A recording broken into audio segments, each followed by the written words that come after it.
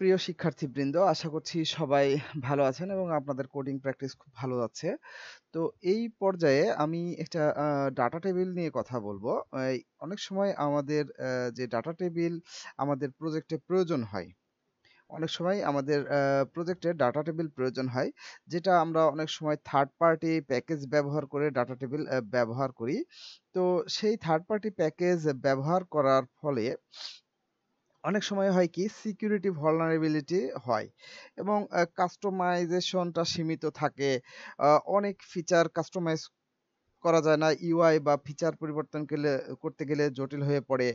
আর আরেকটা বড় যেটা অসুবিধা সেটা হচ্ছে সেই প্যাকেজটার সাইজ অনেক বড় হয়ে যাওয়ার কারণে সাইটে আপনার সাইটে লোডিং টাইমটা বেশি হয়ে যায়। অর্থাৎ সাইট লোড হতে সময় নেয় বা স্লো হয়। এছাড়াও আপনার হচ্ছে যে যে ইয়াটা ডিপেন্ডেন্সি সমস্যা। আপনার হচ্ছে থার্ড পার্টি লাইব্রেরি ওইটা আপডেট যদি না হয় তাহলে আপনার আপডেটেড রিঅ্যাক্ট প্রজেক্টের সাথে কম্প্যাটিবিলিটির একটা ইস্যু হতে পারে। আ এছাড়াও আপনার হচ্ছে যে অনেক সময় হয় কি অপ্রয়োজনীয় ফিচার এর সাথে যুক্ত থাকে। তো এর পরিপ্রেক্ষিতে এখানে একটি custom advanced data table develop করা হয়েছে, যেখানে আপনি থার্ড পার্টি প্যাকেজ ব্যবহার না করে আপনি আপনার মতো করে কাস্টমাইজ করে নিতে পারবেন এবং একটা ডাটা টেবিলে যে ফিচারগুলা প্রয়োজন সেই ফিচারগুলা এখানে পাবেন। তো সেইখানে ১ম এ হচ্ছে যে আপনার এখানে সার্চ অপশন আছে, যে আপনার হচ্ছে যে যদি ডাটা সার্চ করতে চান, এখানে গ্লোবাল সার্চ আছে। আপনি ওই ডাটা টেবিলের সবগুলা ফিল্ডের উপরে সার্চ কুয়েরি চালাতে পারবেন। এছাড়াও আপনার রো পার পেজ এটা হচ্ছে যে ধরেন ১০ টা যদি দেন তাহলে ১০ টা করে দেখাবে। এরপরে হচ্ছে যদি ২৫ টা দেন ২৫ টা দেখাবে।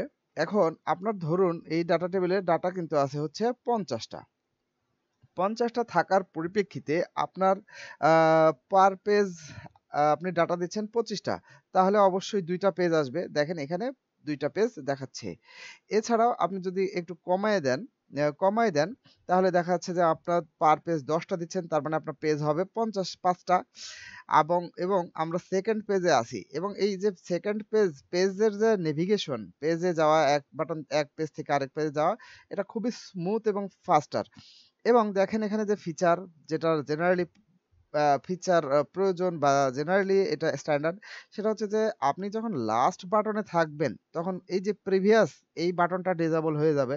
আবার যদি ৫ এই একদম শেষ পেজে যান তাহলে নেক্সট বাটনটা ডিসেবল হয়ে যাবে। অর্থাৎ নেক্সট আর আপনি ক্লিক করতে পারবেন না। আবার হচ্ছে প্রিভিয়াসে একটা করে আসবে এবং সেই সাথে ডাটাগুলা আপডেট হবে। তো এই ধরনের একটা অ্যাডভান্স ডাটা টেবিল আপনি হচ্ছে যে নিজের মতো করে কাস্টমাইজ করে নিতে পারবেন এবং এটা ডেভেলপ করা হয়েছে। আপনারা এটা ব্যবহার করতে পারবেন।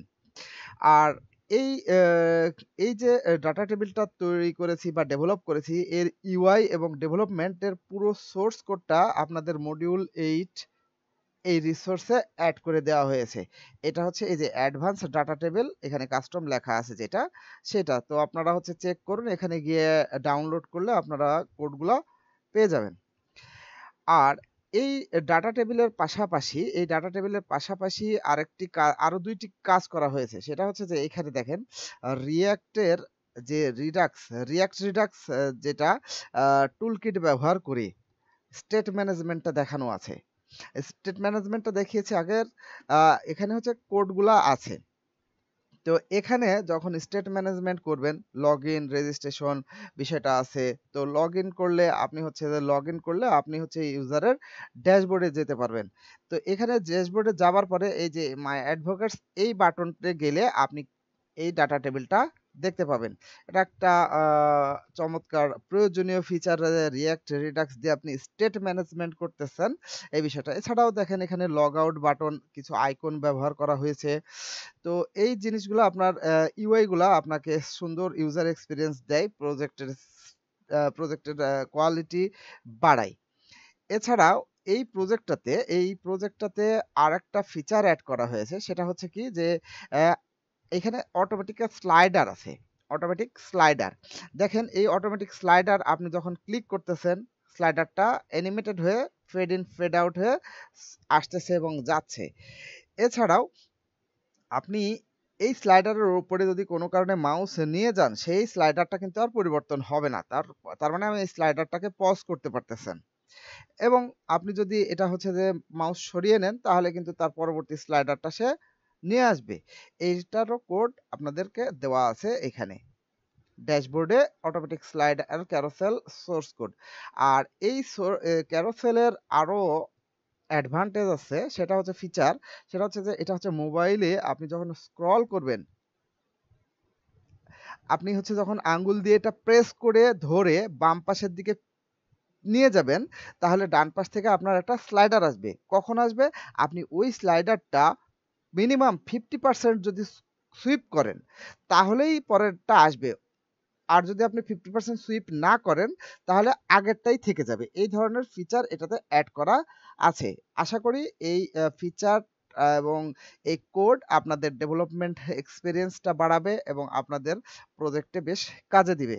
এছাড়াও অ্যাকর্ডিয়ন তৈরি করা আছে দেখেন। এখানে অ্যাকর্ডিয়ন যে আপনি ক্লিক করলে এই যে এই অ্যাকর্ডিয়নের ভেতরে যে কনটেন্টটা আছে সেই কনটেন্টটা দেখাচ্ছে। এছাড়াও দেখেন এখানে যখন সে ক্লোজ থাকতেছে তখন প্লাস আইকন দেখাচ্ছে, যখন সে ওপেন হচ্ছে তখন সে মাইনাস আইকন দেখাচ্ছে এবং এখানে যখন আরেকটি আপনি ট্যাব ওপেন করছেন তখন পূর্বের ট্যাবটা আপনার অফ হয়ে যাচ্ছে, যেটা আপনার একটা ক্যারোসেলের স্ট্যান্ডার্ড মেনটেন করে, সরি অ্যাকর্ডিয়নের স্ট্যান্ডার্ড মেনটেন করে। তো আপনারা এই কোডটি আপনাদের এই যে এখানে অটোমেটিক স্লাইডার বা ক্যারোসেল সোর্স কোড এই ড্যাশবোর্ডে এড করে দেওয়া হয়েছে। আশা করি আপনাদের এটা আপনাদের কাজে লাগবে। আপনারা এই কোডটা প্র্যাকটিস করবেন এবং হচ্ছে যে আপনাদের প্রজেক্টে ইজিলি আপনারা এটা ইউজ করতে পারেন। তো ধন্যবাদ। সবাই ভালো থাকবেন। আসসালামু আলাইকুম।